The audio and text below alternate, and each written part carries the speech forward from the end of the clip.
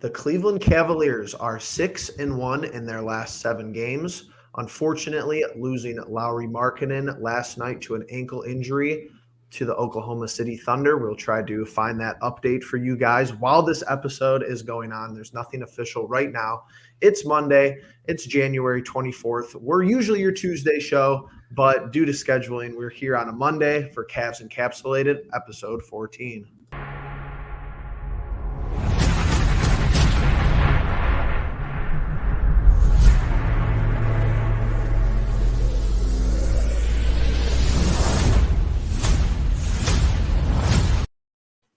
Boys, what's going on? I'm going to go around the horn, and I'm going to start. Justin, how are you doing? And to kick us off, we're going right at the Lauri Markkanen injury. Who needs to step up, in your opinion? It could be a starter. It could be somebody off the bench. Does somebody need to score more? And who is that going to be for you? But first, how are you doing? I'm doing great. It's unfortunate to see Lauri go down. Truly devastating. Honestly, we haven't gotten an official report. I have a quote here from reported by the Cavaliers Nation. It says the Cavs have their own injury concerns, especially with Lauri Markkanen suffering what sources believe is a high ankle sprain against the Oklahoma City Thunder. Sources say x-rays taken were negative, but the organization is preparing to be without him for a while. So like the Evan Mobley and Isaac Okoro injuries, we got like a 2 to 4 week time frame, but with this one, we don't have an official time frame. So tough to see, but for me, I'm gonna say Dean Wade is the player that we need to see get, reinserted into this lineup. I feel like for some reason, a guy that when he started, he was playing very well. I think exceptionally well, not only on the offensive side of the ball, but especially on the defensive side of the ball. We saw some great games with him. And it's just been a weird, almost disappearing act by him that we hardly see him in games, if not at all.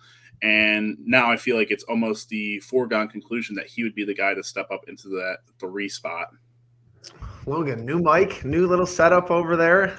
Check 1, 2. Same questions to you. How are you doing? And who do you think is the pivotal player moving forward? Let's just say if Lauri misses 4 weeks.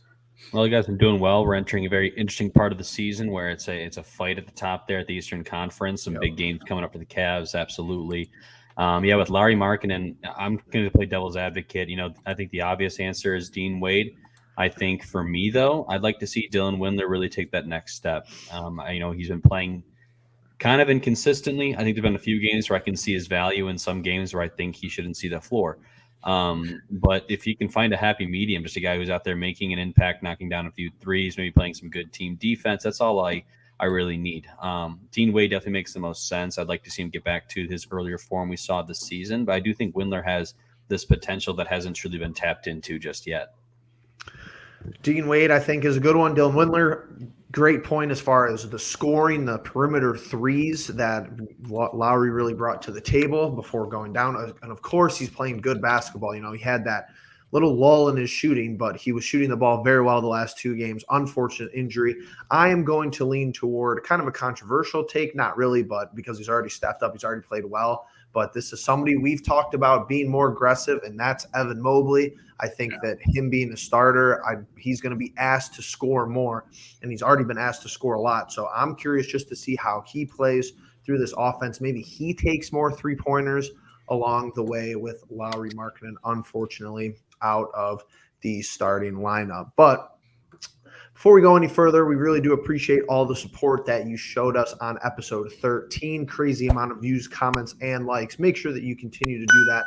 Hit the like button. Make sure to subscribe. It's totally free for you. We're free on YouTube, youtube.com/C/Cleveland Pauls, something like that. But you guys know the deal. And, we really appreciate that. Administrative part number 2. We are going to be going live at some point. There's no date out there, but it's in the fold for a 3-way Cavs fan fantasy draft. It's going to be yours truly, us 3, and it's going to be anybody who played for the Cavs in their prime. So you have, guys like Shaq. You have J.R. Smith, of course. You have older players, Austin Carr. Dwayne Wade. Yes, Isaiah Thomas. So, and everybody's going to get one form of LeBron. You're either going to get first 2018 LeBron, Yes. 09 LeBron, and 13 Yes. LeBron, I think is what we Yes. decided on. Okay, so that's we're gonna get that out of the way. That's gonna be fun. It's gonna be hopefully not too long of a live stream, but something we can get into for sure. Before we go to Logan's segment, I'm gonna go into something really quickly here that I just want to mull over. Nothing crazy. We don't have to go long form, but building off the Markkanen injury, and Justin and I were talking about it before we started recording. Has this injury hindered the Cavs, opportunity to make a trade, or is Kobe going to, press the panic button, so to say, and try to make a move now? And has there anyone new that's come up in the fold that you would be interested in? Going to start with Justin. I don't think there's anyone new in the fold that's going to step up and like really take over in terms of like who I want. It's just like it's been a juggling act. I think you have to look at teams and their records. And again, I always say this: it's like who's selling, and you don't want to go to the Lakers right now. You definitely don't want to go to the Lakers and trade for one of their guys. But you could always be looking at some guys in the Western Conference, and the Trailblazers are, I think, a team we mentioned at the very beginning. I think back when we brought Bennett on, he was a big CJ McCollum guy. They're currently like the 10th seed in the West, so they're in the bubble as of right now. But a team that has had Damian Lillard issues in terms of his trade rumors and such.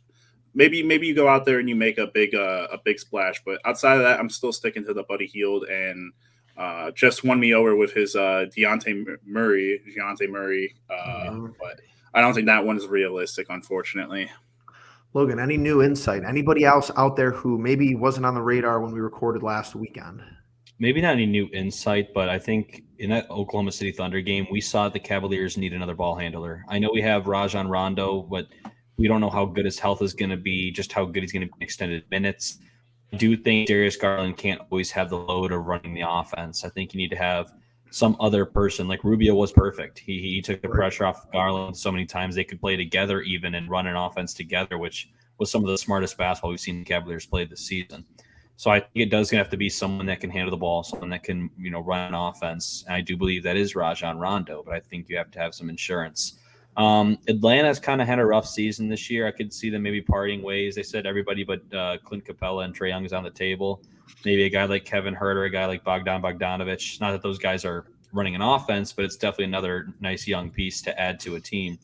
I'm trying to think of some others. I mean, I still like the idea of Karis LeVert to an extent. I think these are the times, though, where you do kind of miss Colin Sexton. I know, some people aren't a fan of them on the show, but it's true, though. It is true. He'd be useful. It is true. Yeah, a guy that can score 20 points, a guy that can just literally dribble the basketball, literally pound it off the floor for a few seconds to let Garland get some movement, do something else than having to run everything, I think would be appreciated. So I think there's kind of like this balancing act. There's this thing that, we could go ahead and make this trade and, maybe I don't know what more it does for you, I guess, this season, or we can wait to get back to full strength next year and see if that we still have that same firepower that we had before, and maybe we have it, with little extra, adding some guys back. So it's just kind of a big thing on Kobe Altman's mind that he has to weigh all the options before he decides to make a big splash. But I do think that Thunder game, it definitely exposed a few holes. I wonder if like a big splash is like the thing that we're all focusing on, but we go with like a little like smaller thing. I mean, I know that we watched the Nets game, and I've watched a little bit of the Nets like inside and out of, just like when we played them. And they drafted the kid from LSU this year, Cameron Thomas, who's I think a pretty good ball handler as well as a good shooter. Mm-hmm. And he's getting, he's not getting a lot of minutes, obviously, because he's behind James Harden and Kyrie Irving when he gets to play, and Patty Mills for that matter. I mean, that's crazy that they have, 3 great guards, 3 great ball handlers for one, and then they have a kid like that on their bench. I'd be willing to like give up a small price for him. I don't know like what it would be, or if they're willing to part with, a potential future prospect with him. But maybe we're just focusing a little too hard on like the bigger names and not someone that, what Logan was kind of getting at with, we just need a ball handler. Brandon Goodwin's not doing too hot. Rajon Rondo's just been injured. And, we are a younger team. So I think, going out and maybe getting someone who's, not a huge name would be an ideal maybe move for us.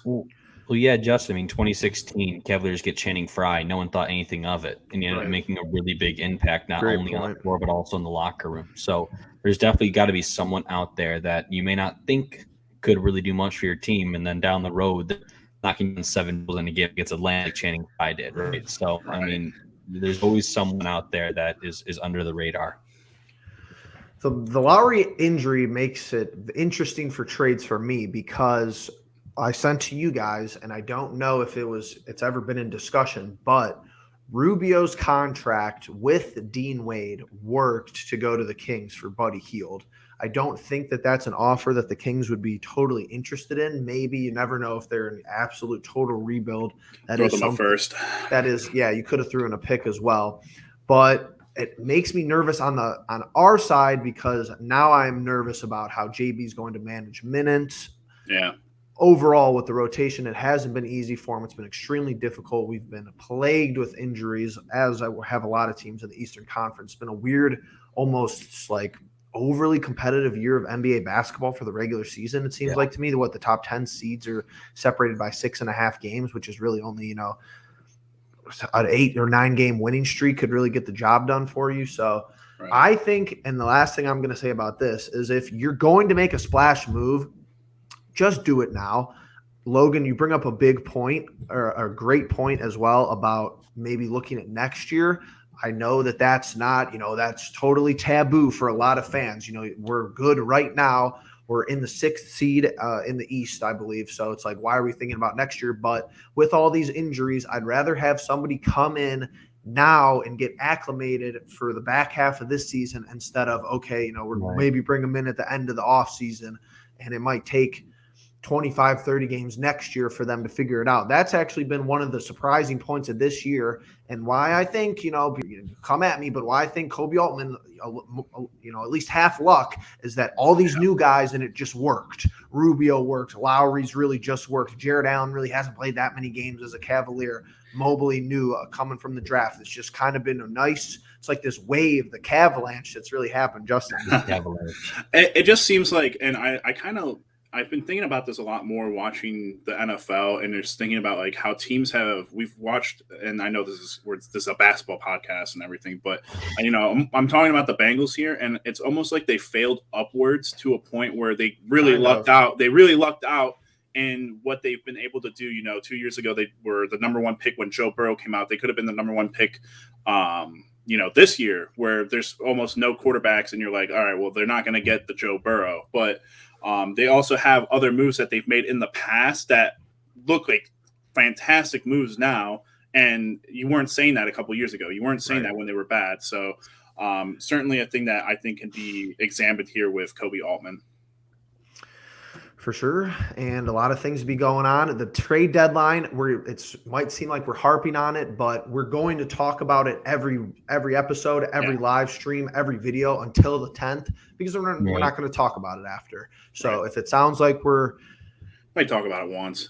Maybe if a guy that we thought could have been acquired goes to another team, maybe. Good point. That's a good point for sure. Now, I'm gonna keep it going, Logan. The time is here because it's just one of those things where we're gonna go to one of our special segments. Last week we were Justin, Dairy this or that. This week it's a little bit different. Let's check it out. Giddy has it knocked away by Okoro. Defense is on point. Been swarming here in the second quarter. Okoro to the basket, lays it up and in. Couldn't get any more creative with the name. Sorry, but and it's a little bit confusing because it's like, I'll explain. So higher or lower with the Cavs' current roster, and the Markkanen injury made me want to do this with other injuries around the league. Think of Kevin Durant with the Brooklyn Nets.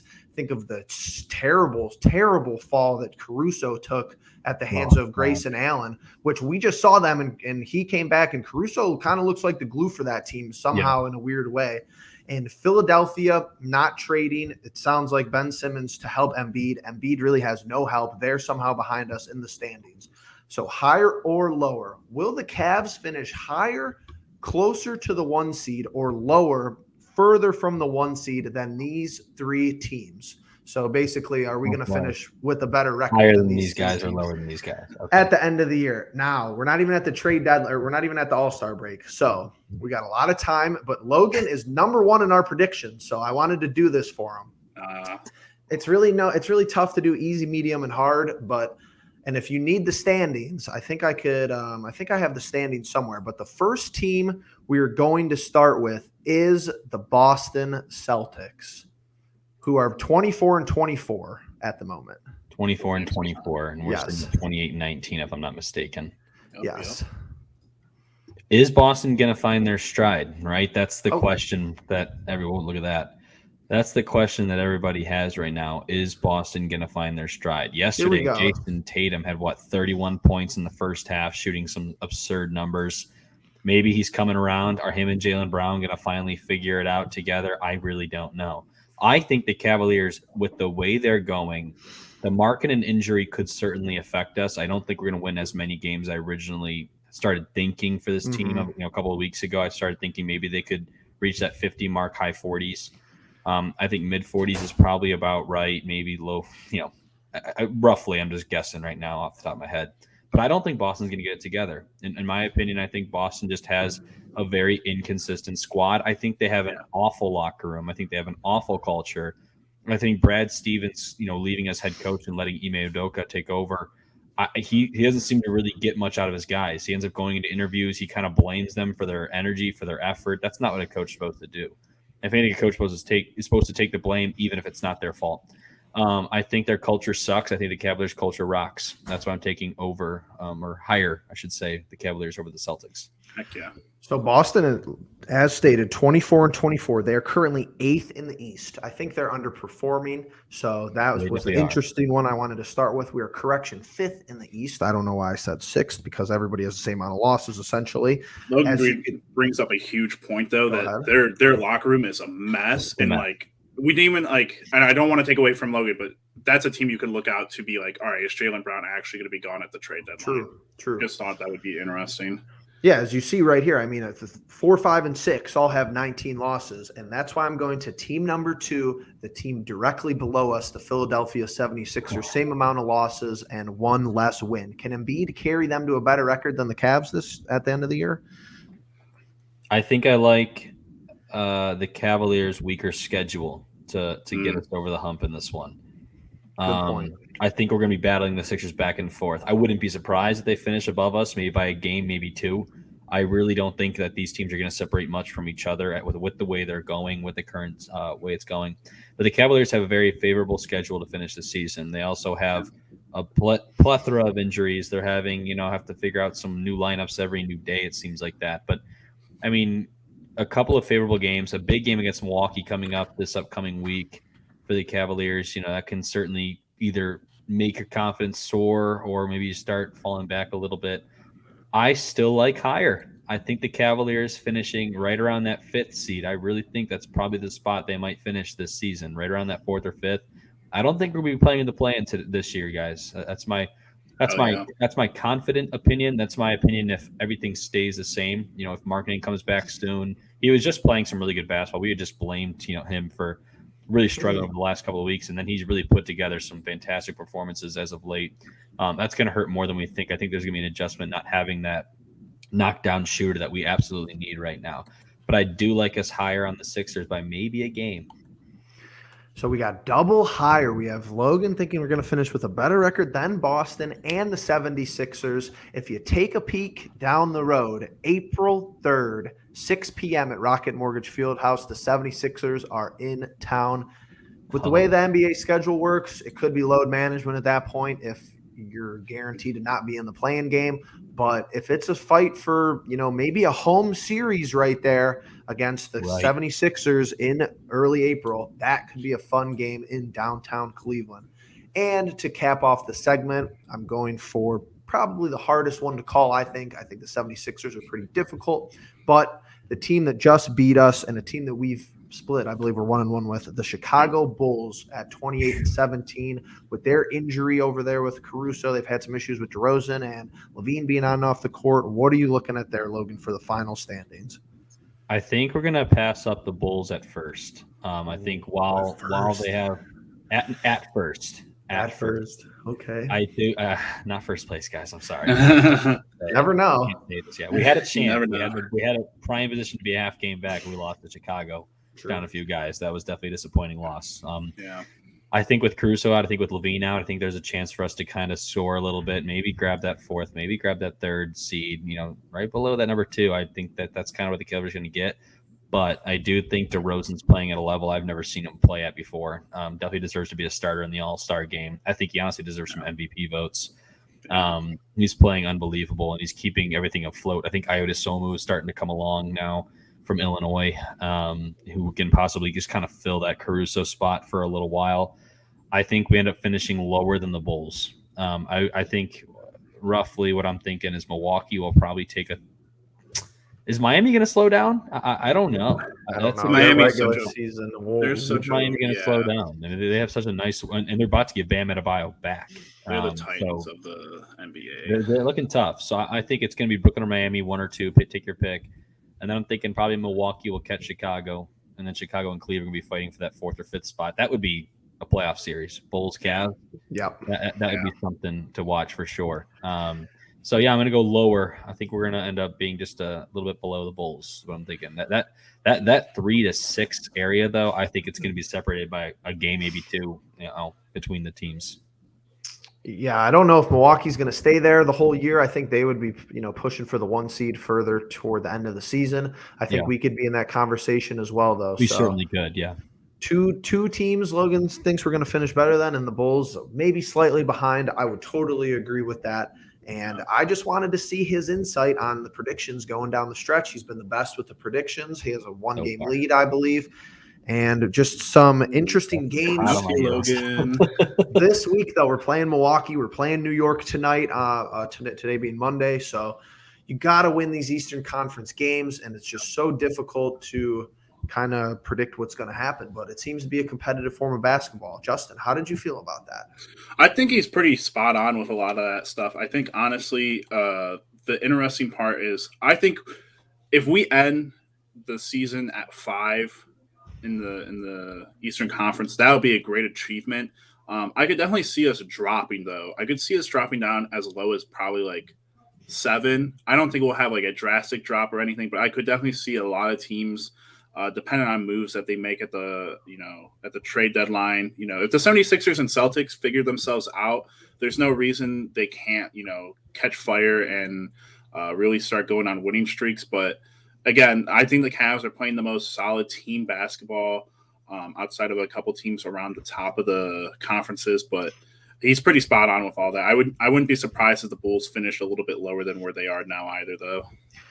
Team basketball, you're perfect. We don't even talk before this, but right into the next segment, which is going to be our clip reaction for the week. Check out the team basketball. Garland to the basket, finds Okoro, saves it from going out of bounds. Back inside Okoro, touch pass, Allen takes a dribble and hammers it home.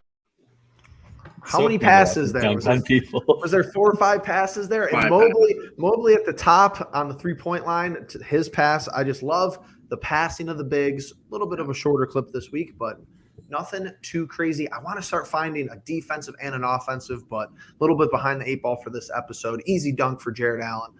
Justin, just anything else to add on the team basketball? Can it get any better and more dialed in? Dude, the clips that you see of this team just enjoying one another is so like out of this world. Like I haven't enjoyed watching a basketball game as much as I do with these Cavs teams now, because they all just are one for all. Like it's each man out there for each other. I just remember like specifically the Garland 3 from the last game where he got fouled on it and he's like laying on the floor for a minute. And there's a great picture out there of like all of them surrounding him and like jabbing at him and everything. It's so much fun, but it really does come from when, everyone gets to succeed, and it's not just one player. It's really that team mentality. And you hear so much about other players around the league. You hear John Collins in Atlanta, complaining about him not being the primary go-to guy behind Trae Young and Clint Capella. And you hear about Jaylen Brown and Jason Tatum and Embiid and Ben Simmons. Yeah, it's just ridiculous. And it's like, well, you get these guys with such big heads and they lose sight of what is basketball? And it's a team game. At the end of the day, it's 5 against 5, and you're going for what is the championship, and you're not going to do it all by yourself. LeBron hasn't done it by himself. Michael Jordan hasn't done it by himself. Kobe Bryant didn't do it by himself. So it's really taking that team aspect and taking it to the next level, which I think has been the biggest change from, last year to this year. It's just you can see the team identity throughout. Yeah. I mean, go ahead, Jeff, or either way. No, you're good. I think that's a great point. We didn't see it last year. Logan, though, has the passing been, over another thing that's been like overachievement. Like I feel like even Garland has passes and like they're too good. Like I'm looking at it and it's like Jarrett Allen doesn't even know it's coming. And then of course, we've seen somewhere it's just they've been dimes in their dunks and just like that play. I think, honestly, it comes down to the fact that everyone has a defined role. Everyone knows where to go. Everyone knows where that person is supposed to go and putting them in the right spots. Like Isaac Okoro, pass and cut. There he was in the corner trying to save it first, makes that save, immediately cuts to the low block. Mobley finds him there. Okoro sees Allen. Allen does the rest. Everyone has a defined role, what you're supposed to do. So when you do that, everyone knows where everyone is on the court at the same time. And that leads to some of these plays that we're like, this is some elite stuff. I mean, this passing is really, truly incredible. The bigs always running the floors, right? I mean, Garland, when he's in transition, he knows he has Allen or Mobley on either side of him to go to. And if it's not one of the bigs because they just made an amazing rejection at the other side of the floor, usually it's Okoro leaking out or someone like that. So I think having these defined roles is really what's brought together not only this team mentality when they play on the court, but also because, imagine this. If it's fun for us fans to watch, imagine how fun it is for them also to put on that kind of performance. And it matters to them. That's the difference with this team. JB put together a team that knows their roles, a team that has a culture, and at the end of the day, it translates to the floor. Yeah, that's a great point. I think we've heard it all season. They enjoy playing in front of the fans, and we've already had a good majority of road games. So when they get to play at Rocket Mortgage Fieldhouse, it's always a spectacle. It's basically must-see TV at this point. Yeah. And just not a whole lot more to say. It's fun watching a team basketball it doesn't have to be superstar oriented. Little housekeeping note from an hour ago from the Cleveland Cavaliers at Cavs on Twitter. And I don't know what this means because NBA.com, I don't really have a whole lot of trust in them. Sorry. But NBA January defensive player ladder. So I don't know if that was for the month or if that's for the defensive player of the year rankings, but they have Giannis at 1, Rudy Gobert at 2, Draymond at 3, and the next 5 are Joel Embiid, and the second person of the next 5 is the rookie Evan Mobley. So I don't know if that's just as far as rankings for the month or if Evan Mobley is seriously considered in the Defensive Player of the Year award running. He should be, in my opinion, at 20 years old. I don't know if you guys just have anything about that.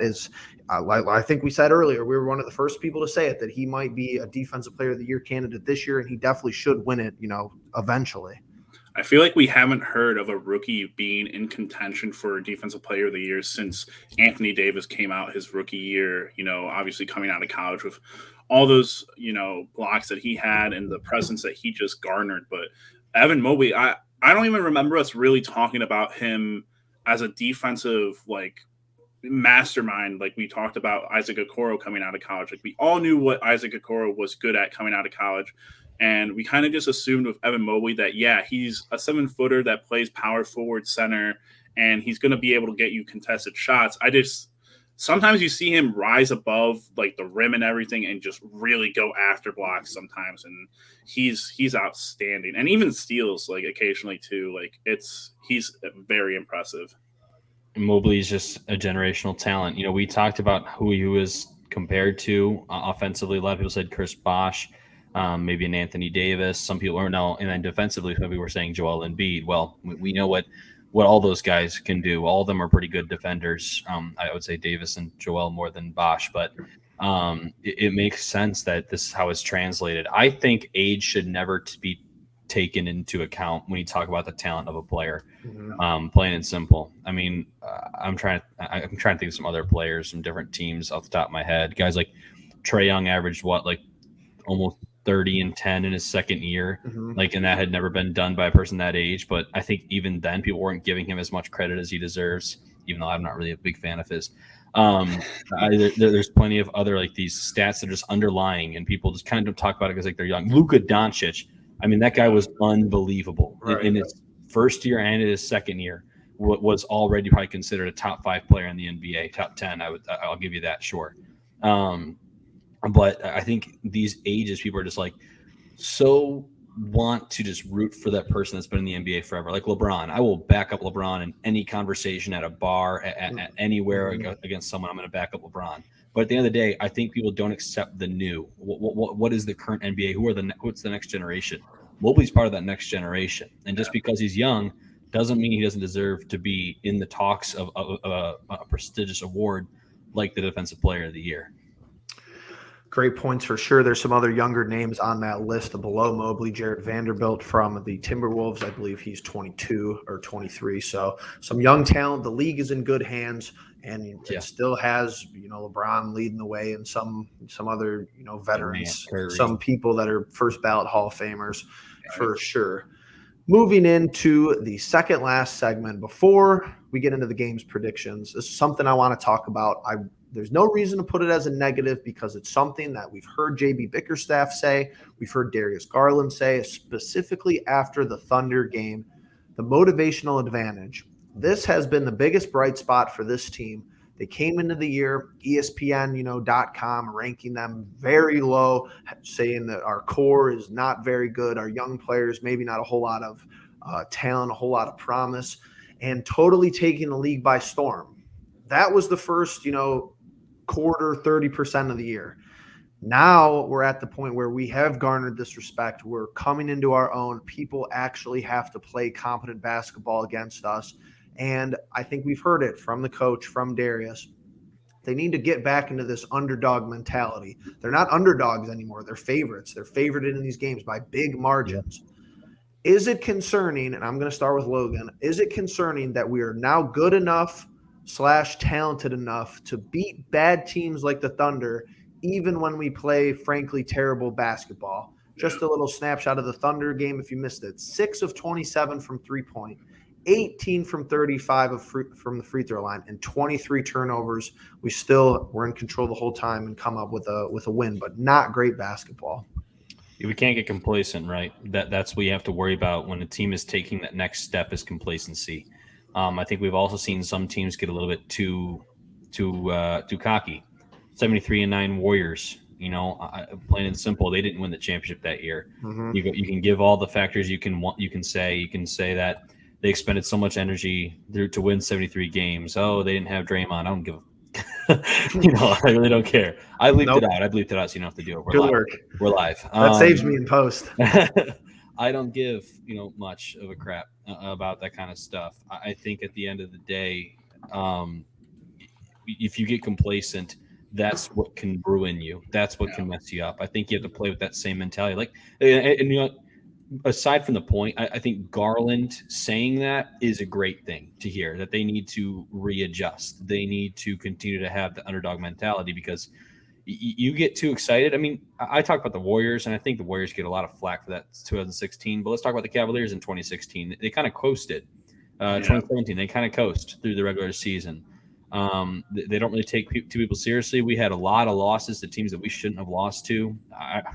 Memphis in Cleveland, and I think it was a February night, pissed me off to no end. I was pissed the next day at school. It's just like those kinds of things. If you get complacent, the teams that shouldn't beat you are going to start staying with you.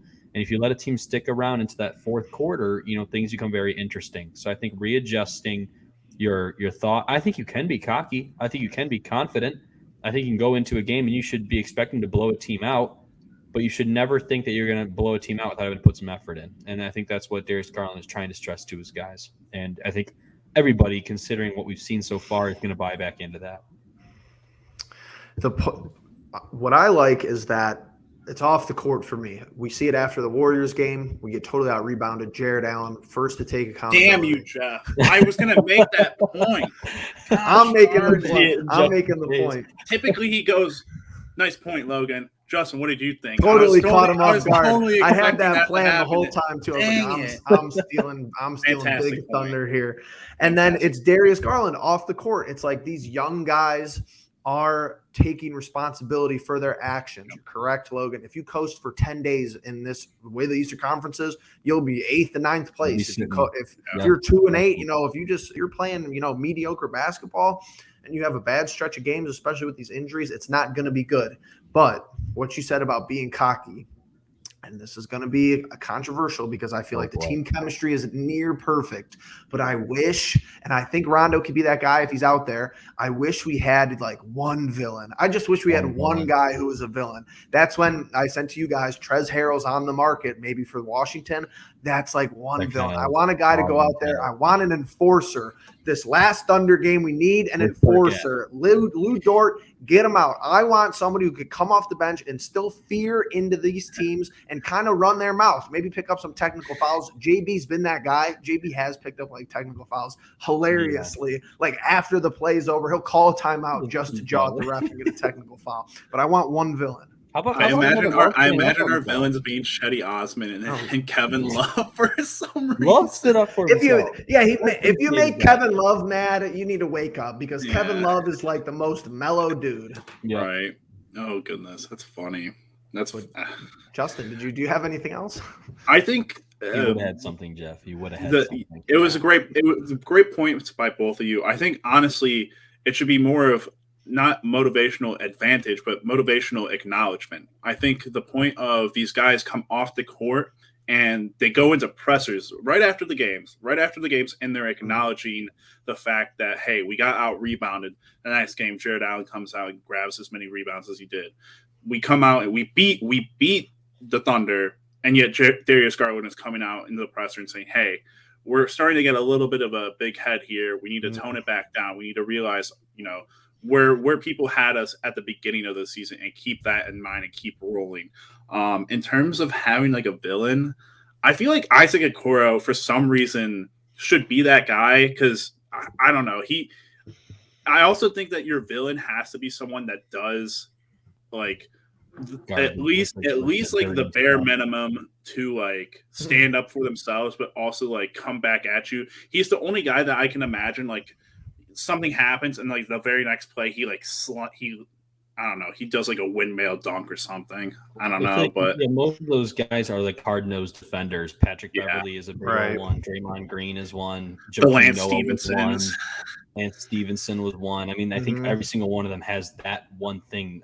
The same is like this intense defender. I can't think of many villains. I mean, maybe like someone like Reggie Miller. Not to clarify, not like Grayson Allen villain. Like that dude is a villain in real life. Just an NBA villain. Like, I think Kevin Durant's like evolved into that a little bit. Like I feel like as soon as he went to Golden State, I think he was like, and he got all that flack. I think he just like shoved it away and he's like, all right, I'm just at this point. I don't give a crap. I just imagine, and I didn't watch the Thunder game. I'm not even no line. I didn't watch any of the Thunder game, but I just can imagine. And Logan was saying Lou Dort needs thrown out of the game. I didn't know if he was joking or like just getting mad, but I just imagine JB telling Ed Davis to stand up and come in and close line. That's what I'm saying. Like, make it happen. Get somebody that role. That's the one defined role we're missing. I feel like every good NBA team had a villain. Like 2016, like J.R. Smith would have punched you. He would have punched you in the face. Monte Jones. I mean, people hated that guy too from earlier in his career. A guy that every team hates. When we play a team, the guy that we always hate playing, one of those guys. And hopefully we'll get to that point, but we haven't needed it so far. But transitioning over, upcoming game predictions, our schedule's all out of whack. We're doing the 3-way fantasy draft. If you haven't subscribed, if you haven't left a like, if you haven't commented our word of the day, which we haven't given yet, then you're out of luck. But no one's changing the Knicks predictions, I think. Sweep that under the rug, even without Lauri. That game, though. Without Lauri, I think it's going to be an adjustment. I'm going to stick with my predictions because I want to stay as it is in Madison Square Garden. We struggled there last time. We needed about the 40. Knicks are struggling. The Knicks are struggling. Square Garden? Yeah. Oh, no. I'm way down the schedule. I'm looking at April 2nd. Sorry.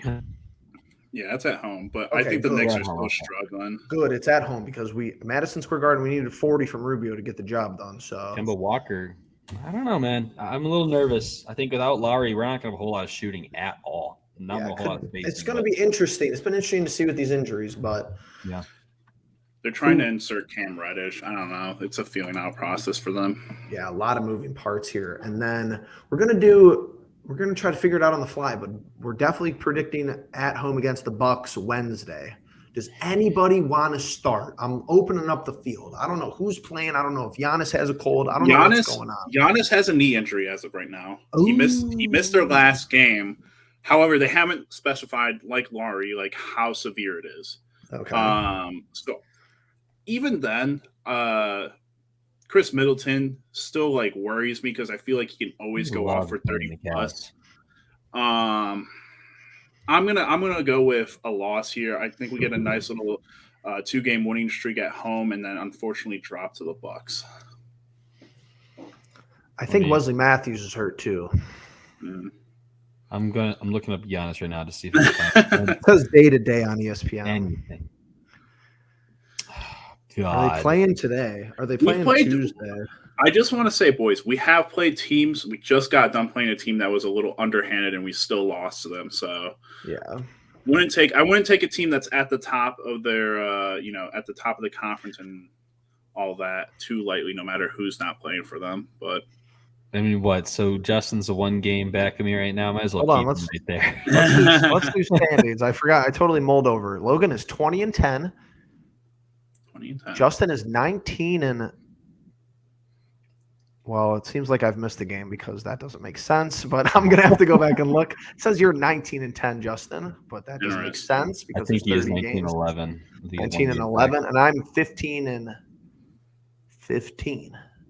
So that's fun.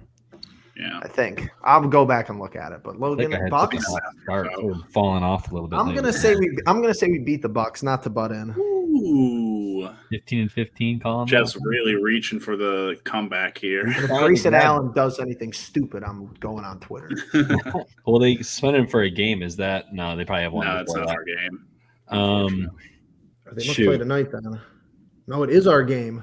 They don't play tonight or Tuesday. Did they not play last? Oh, maybe. All right, fact of the matter is Grayson Allen is going to make the difference between us winning and losing. Yeah. If he hurts our whole team, he might. That's true. It's a good point. It seems like the NBA doesn't really want to do anything about it. So he didn't play. He didn't play against the game Kings, suspension. A little slap on the wrist. Yeah, that'll do it. Crap. I'm so conflicted, guys. This game I really am going back and forth on. If I say win, Justin has that chance to tie me up at the top, or I can just keep him at bay and play it safe. Do I care though? Like I want to be as. That's the good part about being last. You'll hear about it. I can do whatever being last. Take some risks. As long as Jeff's math checks out, and I am 1 game behind you, you will hear about it if I get that. I'm taking us losing to the Bucks. I think Drew Holiday is going to have another good defensive performance against Garland, and right now with the guys that we have down, hopefully, I mean, I pray Rondo's back by then. Mm-hmm. But if Rondo isn't, we're going to be in some trouble if Garland once again gets shut down a little bit by Drew Holiday. And Middleton's going to have another good day. If Giannis is playing, we know what he can do. I think we might have an advantage with Mobley and Allen for sure, at least down low. I think Giannis, he's a great defender, but I think those two guys just play such a different brand of basketball that could make it interesting. But I think down the shooting that we are right now, I'm gonna take a loss to the Bucks, and it sucks because we're right there. It's gonna feel kind of like that Bulls loss. We're like, God, we should have this game. We're right there. Right. But I think at the end of the day, just so I can keep my first place, I'm gonna say. All right, Logan, you're 20-9. Justin is 19-10. Okay. And I'm 20-9. Okay. And I'm 15-14. Okay, there we go. So we got. So we have Justin said you two are saying loss. I'm saying win. Yep. And we're all beating the Knicks. Let's just do one. Let's just do the Pistons game. Yeah. Dub. Come on, boys. We all know this is a dub. And that's a dub. Hey, Pistons are playing better though. They are. They are. Like 8-4. I don't care. We have the rookie of the year on our team. We have the real rookie of the year on our team. We're in Detroit though, right? It's in Detroit. Yeah. They played us. Logan, do you have some crazy thing about us not winning in Detroit? I can't believe it's a stat out there like that for Detroit. Not really. I think we've actually played well in Detroit. I think we won last Should year. be a trap game. No lie, It could be be a big trap game. That's the way I'm seeing this. Is it definitely could be a trap game. I'm gonna say dub though, just because I don't. This Knicks game already scares me. I'm already kind of on the fence about my win prediction. The Bucks prediction, I'm thinking loss. And I don't want to say 0-3 because I really don't think we're in that position. I'm just 1-1, but in my head right now, I'm not thinking that way. So I'll say a win against the Pistons. I think it's gonna be awesome to see Cade Cunningham and Evan Mobley go 1-on-1 for the first time. Right. I think Cade has really we made missed that last time, right?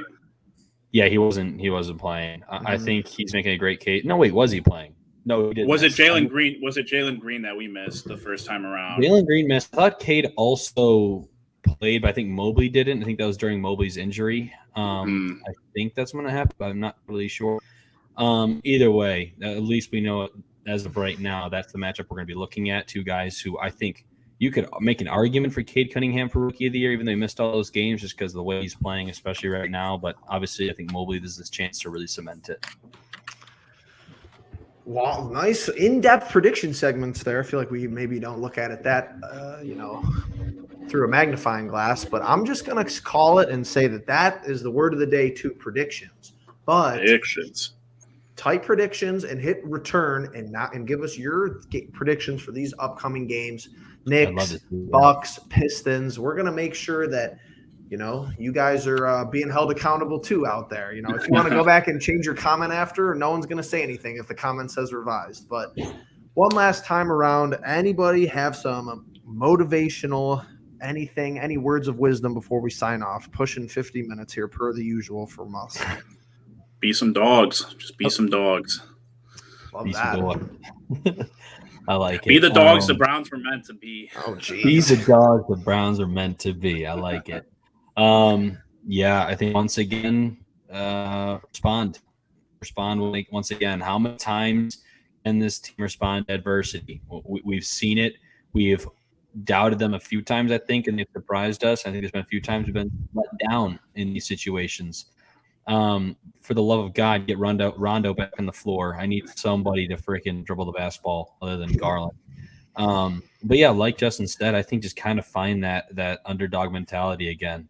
That Milwaukee game, I think some people might be picking you to win, and you have to pretend that everybody is picking you to lose, especially against a team like Milwaukee, who is right above you, who's currently sitting just out of the way. Think of that Milwaukee game. I'm trying to sound like a coach right now. Think of that Milwaukee game with the one barrier that's holding you back from being a top 4 elite team in the Eastern Conference. And if you beat them, you do just that.